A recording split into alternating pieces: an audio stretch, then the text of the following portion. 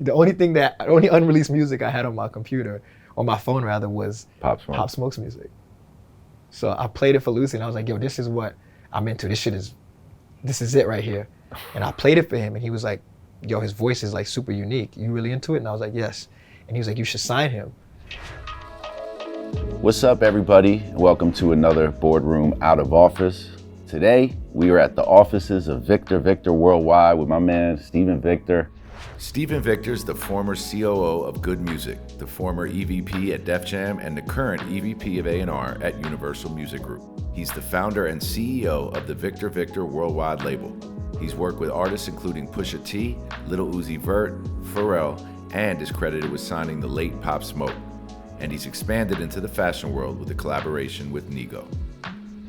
What's up, bro? What's up, B? How are you? I'm good. I saw a quote of yours that you did everything for the opportunity. That, more than anything I read that you said, clicked in me, because that's the opportunity is like basically just to make it. Yeah. And it's not about money, it's just that like feeling, that recognition. Exactly, yeah, right?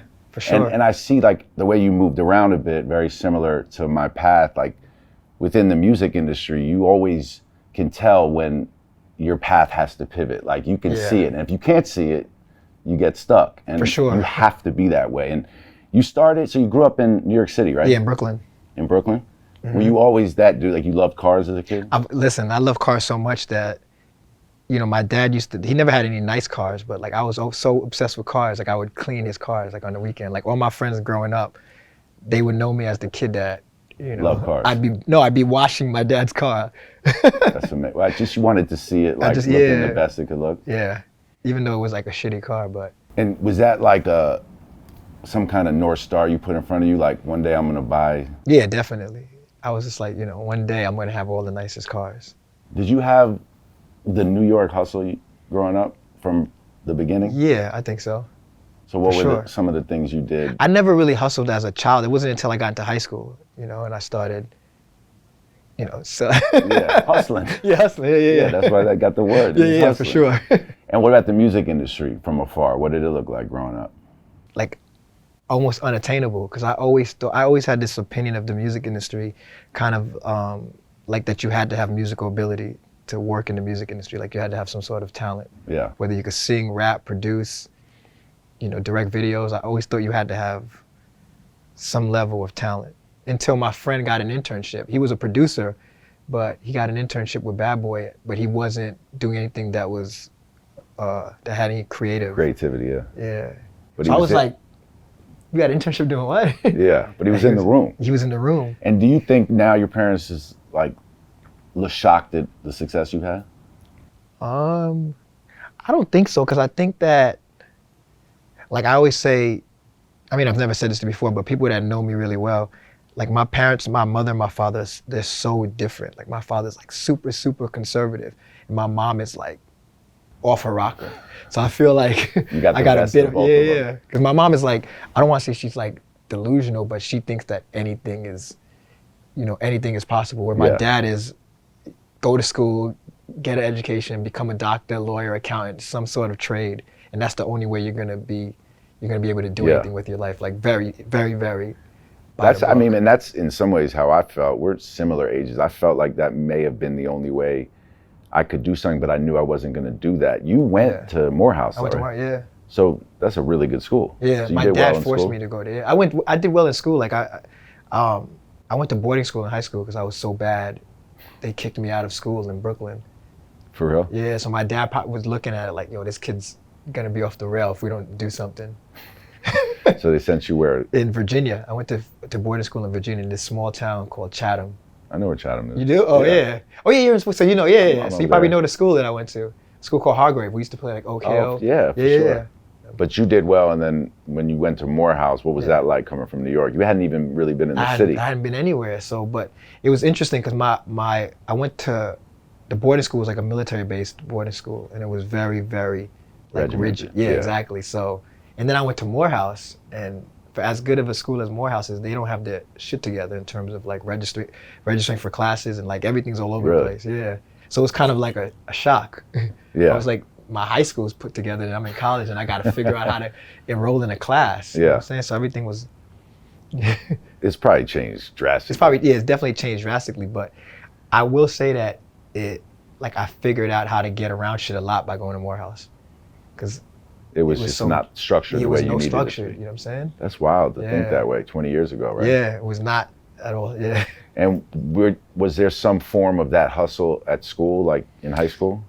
In high school there was. Yeah, like I said, I hustled in high school, me and one of my friends. Yeah, the figurative hustle. But yeah. when you went to college, what was your way of hustling, or was it strictly school? In terms of to make money, or? Just to seize opportunity. I was like off the path. Like I didn't stay on campus. I wasn't really jacking Morehouse, and I was like, nah, this ain't me. Were you in the mix in Atlanta? I was like completely off the radar. Like you wouldn't even know, unless I told you, you wouldn't know I went to school in Atlanta. You was a student? Yeah, I was a student. I didn't know anybody. I didn't really hang out with anyone. My friend from high school, he went to school in Florida, and I was in school in Atlanta, and we were hustling. You were starting to create opportunity. Yeah. But I stayed like completely off the path. Yeah. Like I wasn't like, most people in my class, they don't even know I went to Morehouse. Like I'll meet somebody that was in my class and they'll be like, yo, you went to Morehouse. You were hiding. Yeah, I was, yeah. But were you already starting to think, I went to college for a year. I couldn't stay in school. My mind was everywhere. And I was like, I wanted to be in it. I wanted to be back in the mix. And I didn't think there was opportunity I could create for myself, like to use your phrase when I was in school. I felt like it was in my way. School was oh, really? Yeah, it was in my way, and I wasn't built for it. So I built a little network up at college. Wow. And I met new people. And like you said, you experiment new cultures. You just see people from different walks of life. And I kept all those people in my network, but I got out of there quick because I wanted to create opportunity. I was the opposite. Because I think I was so, I don't know if like afraid of letting my parents down, but I knew I had to, it was almost like, let me just do this and get it out the way. Yeah. So I wasn't even thinking about other opportunities. I was like, let me just finish college and get this shit the fuck out of the way so I can move on. I think that's what you're supposed to do. Yeah. and then you come out of school, I would imagine you did not think at 19 years later that you'd be this guy. When did you get really tipped off to the music industry? Like, so my junior year in college, my roommate, his dad had a record label. What label? It was called University. So like Maya and Drew Hill was signed there. Oh, wow. Yeah. And he had a deal with, I think it was Interscope. So he had offices in the Interscope office. So me knowing I wanted to be in the music business, I asked him to hook me up with his dad. And he hooked me up with his dad. His dad gave me an internship. That was like junior year. And then senior year, I was still interning for him, and I met this guy named Junior Suriel, who worked at Interscope. He was a publicist. I know him. Oh, you know Junior? Yeah. Yeah, so Junior gave me my shot. I walked into his office one day and I was like, he had a bunch of artists coming in and out of his office. Like, cause the guy I was interning for, his office was like down the hall from Junior's office. So I would just be like walking in, like I'd see Clue come in, I'd see Jay, I'd see all these different people interacting with this guy. So I just walked in his office one day and I was like, yo, let me get an internship. That's crazy. And he was just like, cool. That's what it was. Like people waiting in the lobby with demos. All that. I seen everybody and I'd be like. Yeah, that's wild. It was like almost unimaginable that these people were like right down the hall. Exactly. That's what I meant by like, it was all right in front of you. I used to come to this building we're sitting in now 20 years ago, like once a week, playing producer beats, having A&Rs on their BlackBerry and their two-way, not listening to the beats. And then someone else coming in and realizing another meeting just started, but you're still sitting in the office. I did the whole music industry hustle too. But so you got your foot in the door at Interscope and you saw the PR side of it. Yeah. That's different type of role from someone who was like hiding, but were you an outgoing guy? I mean, outgoing, and like, I feel like my thing is that I'm a shy person, right? For the most part, I'm like an introvert. But if it's something that I'm interested in, or someone that I'm interested in, like I'll turn it on. Yeah, yeah. So I'm like either on or I'm off. I'm either completely on and people think I'm off my rocker, or I'm like completely off and people think I'm like this shy person that doesn't speak. Yeah. A lot of artists like that. Yeah. And then, so while you were interning, what was the first moment where you was like, all right, I'm in the music business now? Was when, so Junior used to let me cover photo shoots for him. So like Jadakiss, I remember the first time I covered a photo shoot, it was with Jadakiss in the New York Times. And I went to Yonkers and that was like when I was like, oh shit, I'm here, because I'm like, I'm sitting next to Jadakiss, who I was like a huge fan of, you know what I mean? I was like, oh. And I've arrived. I've arrived.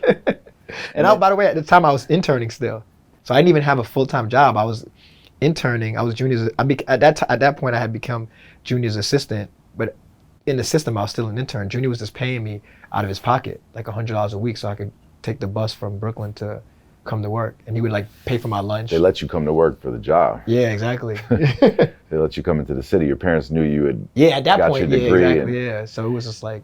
And then when did you meet Pusha? So I was like a huge Clips and Pharrell fan, and I became friendly with Pharrell's assistant. So then one day I was just like, yo, introduce me to Pharrell. And she was like, for what? And I was like, yo, I wanna work with him. Like I wanna, do PR for Star Trek. And she was like, Pharrell's not gonna speak to you. And she was like, but it's interesting that you asked me about this because Pusha and the Clips are looking for a publicist. And I could get you on the phone with Pusha. And I was like, that's just as good. Yeah. And then she was like, all right, I'm gonna give him his number and he'll call you. I didn't think he was gonna call me, but he called me the next day. And I just got on the phone with him and I was like, because I was a fan. So I was like, yo, this is what you should be doing. Yeah. This is what I should, like, I just went off and like I went on a 20-minute rant. And then at the end of the rant, I was like, yo, just hire me and I'll work for free. And if you jive with what I'm doing, then we can figure out like some sort of pay structure. And he bought it. And he was like, okay, cool. So when you first talked to him, I feel like whenever managers or business partners of talent, artists are different. They're just different. They're different. And you connect with some and you just don't connect with others. Sure. And it doesn't even matter what you're offering them or what you can bring to the table is so incredible. If you can't dance, right? Like if there's no symmetry with who you're talking to. Did you feel that like that with phone Pusha? call with Pusha you knew right away? I never thought about it like this, but I think I was on such a high and I was actually speaking to this person. I don't even know if he thought I was crazy, if there was a symmetry. I was just so excited. You know what I mean? And I don't even know if he was like, okay, cool. I think I just like went to work. Yeah. And I just started bringing him opportunities. So from a publicist, like, that's a great role, but you must have known I'm not. I knew, but I also knew that. And at the time, perspective is everything, right? Because at the time when I was seeing what was going on in Junior's office, I thought that being a publicist was like the central role in the music industry. I think in reality it's probably like marketing, and now it's probably just like A&R. But at the time I figured that if I could get a job in PR, I'd be able to speak to everyone in all departments. And I felt like the publicist spoke to the manager, spoke to the A&R, spoke to everyone. Everyone spoke at the time. You got to know everybody that way. You got to know everyone. So that's why I zeroed in on publicity. That's interesting. I was like, this is a way for me to interact with everyone. Build my network and then figure out my next move. Whereas like as an A&R, it's very specific to just making music and handing it to the label. And then marketing, kind of similar. So I was just like, that's why I picked. And then you turned into his manager, right? Yeah. Pusha's manager. Yeah. And what was the next hustle from that standpoint? Well, it was like, I always did more than I always did for more. Your artists. Yeah, like I would be like seeking opportunities, whatever it might be. I always went above and beyond, you know what I'm saying? Yeah. And I think that, during the course of the whole thing, Pusha, the Clips were going through a bunch of shit within their label system. Like they were signed to Jive, but then Pharrell, the deal was at Interscope, and they were like just caught in limbo for 2 years. So we were always, Pusha and myself would always be like speaking about different things. And I think through that, we developed like a great friendship. And I think he realized I had greater ambitions than being a publicist, you know what I'm saying? So it was him, he was the one that like offered me my first shot at being a manager. He was like, yo, you should play a role in my management team. That's dope. Yeah, because whenever an artist or talent like wants you to fly, that's like the win you need. That's your right. Listen, there's nothing. That's That's exactly it. When you get the green light. Yeah, because I feel like everything through my career somehow connected through Pusha. That's dope. You know what I mean? That's amazing. So and then you got a role at Good Music. Yeah, through Pusha, because what happened is Pusha has your back. Yeah, 100%. That's dope. Yeah. Because what happened is Kanye wanted him and Kanye have like similar tastes in music, and Kanye wanted him to run the company, like to be president of Good Music, which he ultimately became. But I remember that. His perspective was like, that's cool and everything like that, but I'm not really into like the business of it like that. But you know, you give me the Steven title, but my man needs to run the company. Yeah, exactly. And I had by that time I had already developed my own relationship with it, also, so it was kind of seamless. But you know, like you said, another artist would have been like, cool. Yeah, exactly. You know what I'm saying? But he was like, nah, you know, my man is gonna. That's dope. Yeah. That's crazy. I mean, Pusha's. I mean, he's so special. But to hear this side, which I don't know because I don't know him much. See, most people think he's like I mean, he's a sociopath. He is a sociopath, but. Well, it's the other thing that artists are. Yeah, he's a full-on sociopath. Like he will, But at the same time, it's like the people that he rocks with, he like would do anything for. That's dope. But then on the flip side of the coin, he's a, you know. Yeah, I get it. He don't play. He don't play around. Yeah. And I mean, I would imagine that like a lot of people in the music industry, for no fault of anyone's, like there was an expiration date to your run with Kanye, right? Yeah. Not in your friendship, but like only a certain amount of time you work with him. At the time, I wasn't thinking that. I thought it would be forever. Yeah. Well, I'm saying looking back on it, it feels like, all right, that makes sense. Like, yeah, looking back, for sure. Yeah, like when people say that someone's unmanageable, it usually means that they're crazy. Yeah, exactly. And I'm not even harping on it or focusing on it that way. I love Kanye. Yeah. So, but in terms of, you really can't manage him. Like he's going to have an evolving he's forever vision, an evolving inspiration. He sees things like, it's a zero-sum game for him. It's not like, you know, it's exactly. So it's like we're saying do anything for the opportunity. He's like, the opportunity's telling me I have to. Yeah, you gotta go. Yeah. It's time for you to go, bro. But you weren't ever gonna. Nothing was at that point. You was in it. Yeah, you knew everybody. So where did you go from there? So from there, you know, it's interesting because I feel like in my career, like obviously Pusha's like center in it, but then there's Pharrell, there's The Dream, and then there's Kanye. And I say this like I was speaking to him the other day, and you know, we were talking, and you know, we're working on things, and he was like, "Yo, what do you like? How do you want to structure this? Like, what do you want out of these things that we're working on?" And I said to him, I was like, "I don't want anything because I feel like, you know, because even Pusha saying, yo, you need to do this, like Kanye agreeing to it and actually letting me like run and do it was like it's like a whole nother thing. So I feel like him giving me an opportunity and allowing me to, you know, for lack of better words, like hang myself. He's like, all right, you want to do X, Y, Z, go and do it. And like he gave me the freedom to go and run business and do business. And I feel like that's what him giving me the opportunity, like put me on the stage, like to the point where, you know, he'd be having a conversation with Jay, and Jay'd be like, yo, I want to do X, Y, Z. And he'd be like, okay, talk to Steve. Yeah. That's how I got relationships with Jay. And then, you know, so I feel like this is what. Yeah. Well, that's him giving me the opportunity. It's almost like I was a person playing in like the D League, and then like the Lakers or the Knicks were like, yo, come in, we're missing a player. Come to be honest, man, and scored, there was a part of me that felt like that when me and KD like really locked all the way in because you realize like you look around, you're like, oh no, it's my role now. Yeah. And that's what you really always wanted, like to be next to the most talented people in the world. So you went back to Universal from there? Yeah. So from there, I was working with Kanye for a minute, and then my deal expired. It didn't expire, but it was coming up, so I had to redo my deal.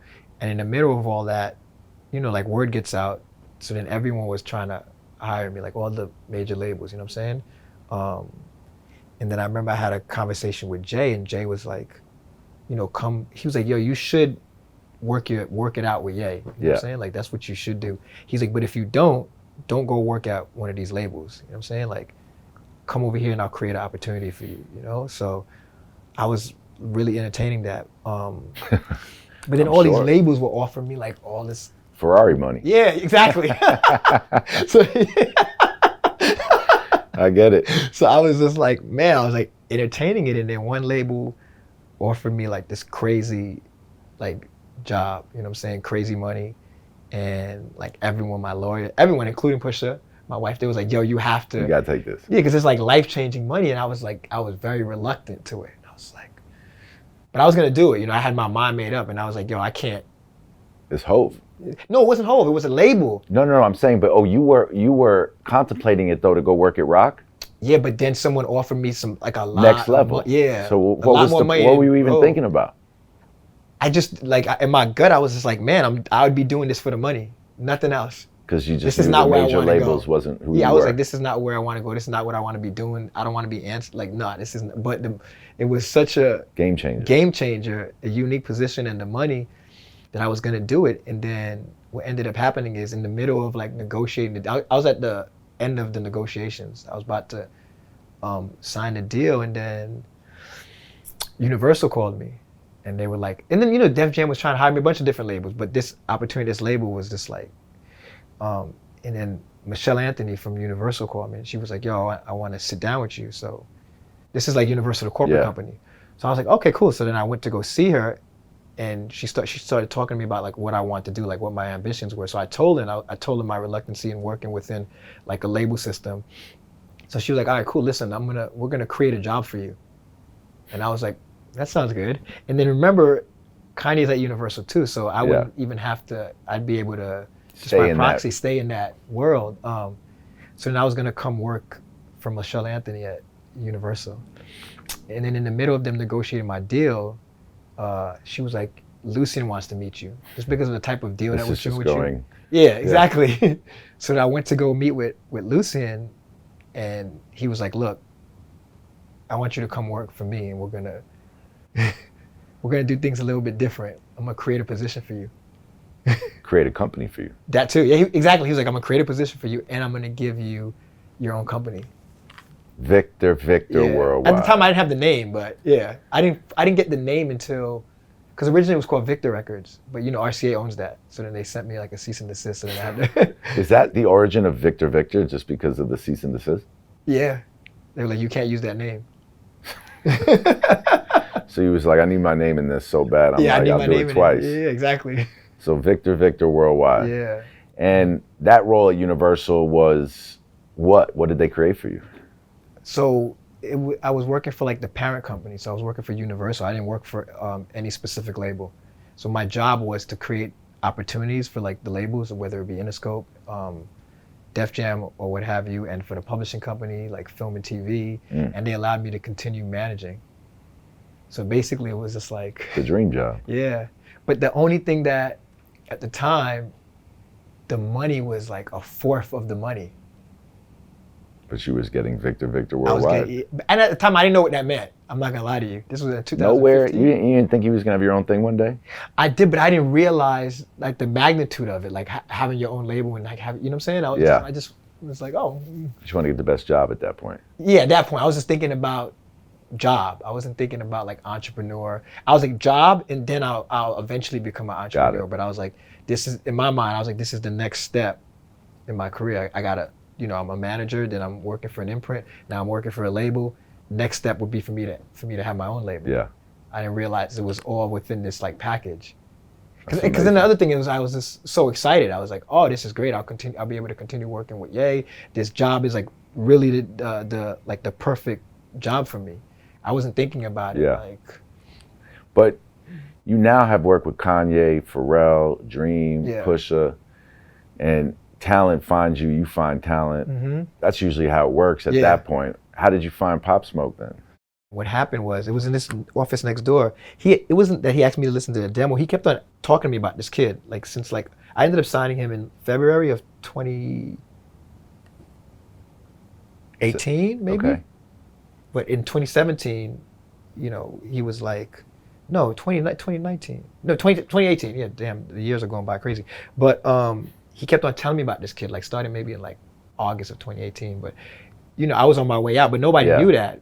That was just information that I had, So I wasn't thinking about signing artists.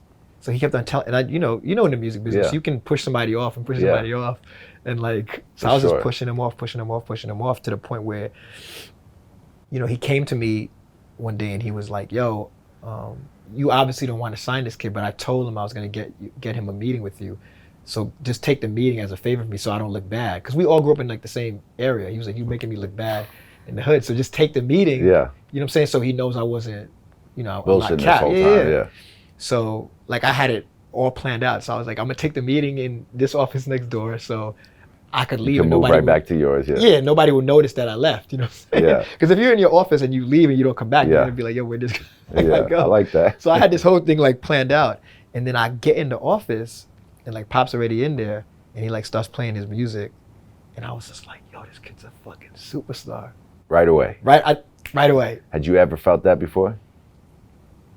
On a new artist? Yeah, but I was wrong at that time. You know, the last time I felt like that was there was a kid that I used to manage called Dominic Lord, that was down with ASAP.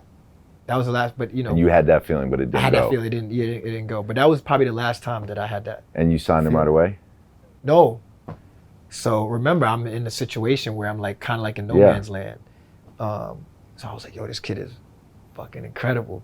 So I left the meeting, and me and Rico's like close, you know what I'm saying? So I got in my car and I sent Rico a text, and I was like, yo, that kid is like phenomenal. I was like, you should sign him and like develop him. Cause he didn't have his sound. He was like, all the records were like him singing. They sounded like a mix of like Ja and 50. Yeah. You know what I'm saying? He wasn't like, he didn't have like those drill records. So I said to Rico, I was like, yo, you should sign him. Cause Rico's also a producer. I was like, you should sign him and develop him. You know what I'm saying? I was like, and I said to him, I still have the text. I was like, yo, in 12 months, this kid will change your life. And Rico was like, man, if you're saying all these things, why don't we sign him? Like, you know what I'm saying? What's up? So he was like, something that's not adding up. Yeah. And then, so I had to tell him. So I was like, look, you know. I'm moving. I was like, I don't know where the fuck I'm gonna end up, but I'm getting up out of here. I was like, so you should just like talk, because he worked here. I had given him a job at Def Jam rather. I was like, you should just talk to Paul and get him a deal. You know what I'm saying? If you don't want to do that. And he was like, okay, cool, I'm gonna do that. So then he started shopping him. And he couldn't get him a deal. So then I remember I hooked him up with a couple other people at labels, and you know nothing was clicking. And then what happened was, so this is happening in the end of 2017, and then I had a meeting with Lucian in like January of 2018. And in my mind, I thought I was going there to get my new setup. Get my shit straight up. And he was like, yo, I don't want to talk about any business. Your shit will be fine. It'll be okay. Like, let's talk about music. Like, what's hot out there? What are you listening to? And at the time, I wasn't listening to anything. The only unreleased music I had on my computer, on my phone rather, was Pop Smoke's music. So I played it for Lucy, and I was like, yo, this is what I'm into. This is it right here. And I played it for him, and he was like, yo, his voice is like super unique. You really into it? And I was like, yes. And he was like, you should sign him. And I was like, sign him where? Like, I'm in no man's land here, you know what I'm saying? He was like, just sign him, we'll figure the rest out later. And I was kind of reluctant, because I was like, if I sign him, like, I fuck up my leverage, because I'm trying to get out of Def Jam.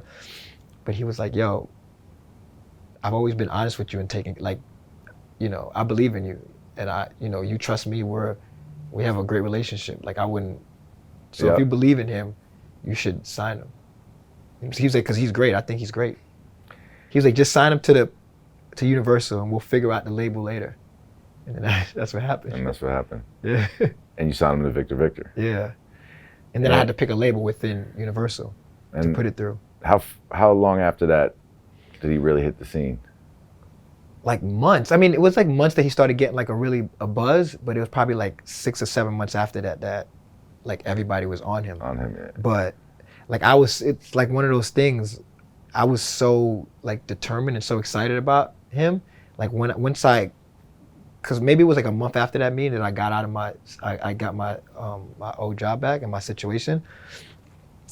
That's all. I was just like, everything is about Pop Smoke. I remember I told everybody that works for me, I'm like, I don't want to hear about no artists. Don't even come to my office or text me about anything unless it's related to Pop. I was like, because this is. You knew you had it. I knew it. I was like, this is it. And what was your relationship like? With him? You and him? Yeah, it was like dancing. Every day. Yeah. Perfect. Yeah, perfect. You had that. Yeah, connection. I mean, we trusted each other, like, you know what I'm saying? Like if he was like very, very into something, like if he was just like, I'd be like, okay, cool. Even if I didn't agree with it, and vice versa. If I was like, yo, this is what we're doing, and same, you know what I mean? We were like my relationship with him was like similar to like Pusha in the sense that the trust was there, you know? So your world was just rocked. Yeah, it was insane, bro. Rocked. Yeah. Like the most insane thing I ever had to deal with. How'd you find out? So we were in LA, and I was in my wife called me at like, it was like 4 o'clock in the morning, maybe 3 o'clock in the morning, um, on the hotel room, and she was like, "Yo, you need to call like Shiv, because you know what I'm saying. Everybody's trying to get in touch with you." So I called, and he was like hysterical. He was like, "Yo, you got to get to the hospital. You got to get to the hospital. Pop's been shot." Yeah. Your heart dropped. Yeah, listen, I was just like, I mean, that's how I got woken up. So it was just like, And it was everyone in his insane. family and everyone in his life looked to you, right, at that point? Yeah, I mean, it was insane. Man, that must have been the craziest thing you've ever dealt with in your life. Yeah, that close to, you know what I'm saying? Yeah. And going back to work, man, on the personal level, no one can imagine the loss you felt and probably still feel right now. But on a business level, on a professional level, what angst or stress did you feel? Like, what was going through your mind? Were you off it? Were you like, I'm done with this? Or did you feel like I have a responsibility to his music, to his family, and to him? Like emotionally, I'm trying to play it back. I think that I had, you know, like the same feeling where you have, where it's where you're like so excited about something that you're, you know, not everything's a stop blur. thinking about it, yeah. Everything's a blur. You're just like excited about what you're excited about. It was like the reverse. So I was just like in this space where, like, I wasn't excited. I wasn't thinking about anything. I wasn't excited. I was just like, I wasn't thinking about any business. It was just like, What the hell happened? yeah. You know what I'm saying? And I was just kind of like, I don't want to say I was depressed, but you know, I mean, if you act like a psychologist or a professional, they might say I was depressed. You were depressed, yeah. You know what I'm lost saying? your It was brother because we were, bro. every And day. it's so crazy because, you know, that happened in February, right? Maybe like,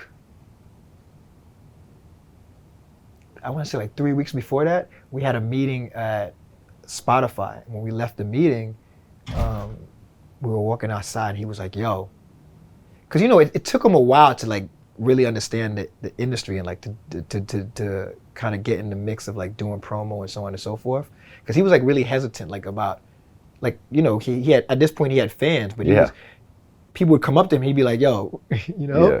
It So was new. It was brand new. Everything was brand new to him. So I remember we were leaving, and he pulled me to the side, and he was like, "Yo, this shit is crazy, B." He was like, "I love you. You changed my life." He was like, "We about to be like puffing big."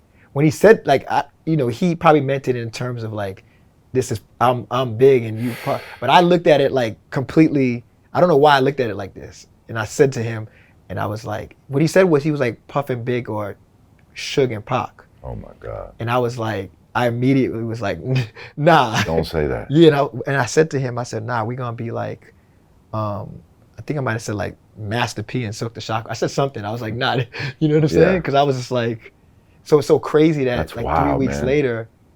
That's wild. What do you think you had? Was it the way he lived? Was it just how much you loved him and the way he lived his life that you feared it? Yeah, it was like, bro, He was in it. it was in it. It was crazy. You got to remember also that like the minute I signed him, I had to get him a lawyer. Like, what's my man's name? Peter Franco. Like, you know what I'm saying? I had Peter Franco on retainer because he had so many court cases and issues. You know what I'm saying? So like Peter would be telling me what was going on. He'd be like, "Yo," because he'd have court like every day. You know what I'm saying? For a different thing. So Peter would be like, "Yo, this is what's going on." I'd just be like, "Yo, this is like insane." Like a week after I signed him, I had to go bail him out of jail. You know? How do you think his music and legacy will live on? Because so many artists that have like lost their life way too soon, their music is strong enough and their fan base strong enough to really live on. You see it. I mean, it's amazing. You put a big record on now, and it not only sounds like as relevant today as it was back then, but his aura, the halo effect of him is felt forever. Yeah. Do you think I mean, he was that talented? I thought he was gonna be. 6 months into it, I was like, "Yo, this kid's gonna be the biggest artist in the world in, you know, in due time." Like, I don't know how much, but I was like, at some point, he's 100% gonna be, like top 5 artists in the world across all genres. Like I knew it. Like in working with him and just like, he was so focused and he had so much talent, and he was becoming popular. You know what I'm He saying? knew how to play both sides. He knew how to He was just work himself. any room. Yeah. And and he was confident in what he wanted to do. He was very, very, like, extremely confident. You know? So he had that thing, Yeah, that star yeah. power that you just know it. 100%. And do you feel now some responsibility to keep his music alive? Of course, because that was always like the conversations that we had, and I gotta say that I don't think that if I never had this conversation with 50, I don't know if we'd be having the same conversation right now. I don't know if this album would have came out and would have been this big. Because what happened is after he passed away, 50 kept on reaching. Because I had brought him to see 50. Yeah. Because he was living so crazy. I was like, bro, you gotta chill. I read that story, and he was on his phone the whole time, but he was really just taking notes So on he what was 50 like- said, right? He was on some like, nah, this is me. You're not. Because he always looked at it like, I would tell him something, and he'd be like, you don't live in my world, so you can't really. And I'd be like, I don't need to live in your world. Like, Yeah. I know, you know what I'm saying? So I was like, my thought was like, yo, he's a huge fan of 50, and 50's like an artist that's always been consistently Compared who to he him is. too, right? Yeah, so I was like, I'm gonna call Fifth, and I'm gonna get Fifth to speak to him.